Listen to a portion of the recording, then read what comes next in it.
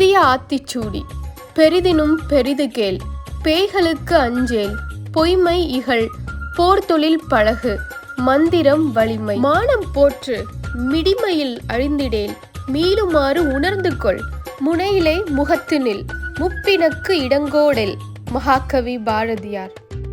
Hello everyone, இன்னைக்கு நம்ம பார்க்க போகிற ரெசிபி நெத்திலி மீன் பஜ்ஜி. அதுக்கு 250 கிராம் நெத்திலி மீனை வாஷ் பண்ணிவிட்டு அதில் கொஞ்சமாக மிளகாத்தூள், மஞ்சள் தூள், கொஞ்சம் உப்பு சேர்த்து மிக்ஸ் பண்ணி வச்சுருக்கேன். பஜ்ஜி மாவு செய்கிறதுக்கு ஒரு பவுலில் 1/4 கப் கடலை மாவு எடுத்துக்கலாம்.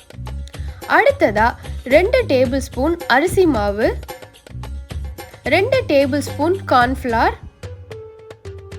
1 டீஸ்பூன் சோம்புத்தூள், 1 டீஸ்பூன் மிளகாய்த்தூள், 1/4 டீஸ்பூன் மஞ்சள் தூள். அடுத்ததாக நான் பேக்கிங் சோடா சேர்க்கலை. அதுக்கு பதிலாக நம்ம வீட்டிலையே இருக்கிற இட்லி மாவு, அதாவது ஃபர்மெண்ட் ஆகி இருக்கும் இல்லையா, அந்த இட்லி மாவு 1/4 கப் சேர்த்துக்கலாம். அடுத்ததாக உப்பு தேவையான அளவு.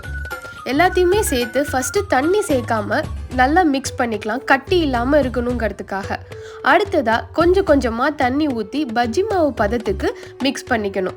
இப்போ நீங்கள் பார்க்குறீங்க இல்லையா, இதுதான் கரெக்டான கன்சிஸ்டன்சி. இந்த மாதிரியான கன்சிஸ்டன்சியில் இருந்தால் தான் நம்ம ஃபிஷ்ஷை எடுத்து ஒன்று ஒன்றா பஜ்ஜியாக போடும்போது பஜ்ஜி சூப்பராக வரும். இப்போ மாவும் ரெடி, ஃபிஷ்ஷும் ரெடி.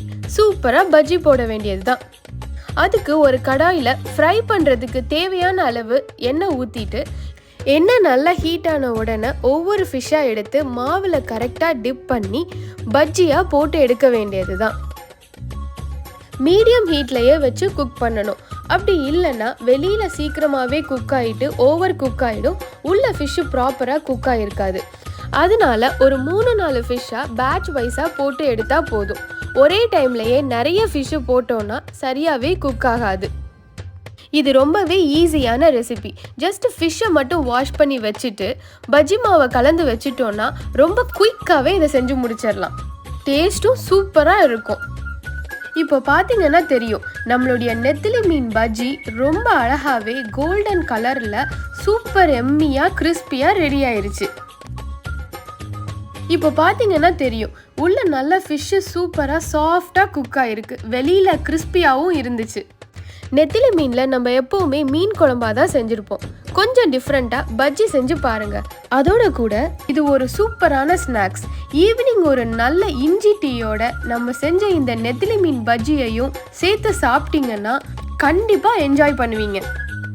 உங்களுக்கு இந்த வீடியோ பிடிச்சிருக்குன்னு நம்புகிறேன். கண்டிப்பாக இந்த ஈஸியான சிம்பிளான நெத்திலி மீன் பஜ்ஜியை செஞ்சு பார்த்துட்டு எப்படி இருந்ததுன்னு சொல்லுங்கள். உங்கள் ஃப்ரெண்ட்ஸ் கூடவும் ஷேர் பண்ணுங்கள். அப்புறம் சப்ஸ்கிரைப் பண்ண மறந்துடாதீங்க. தேங்க்ஸ் ஃபார் வாட்சிங்.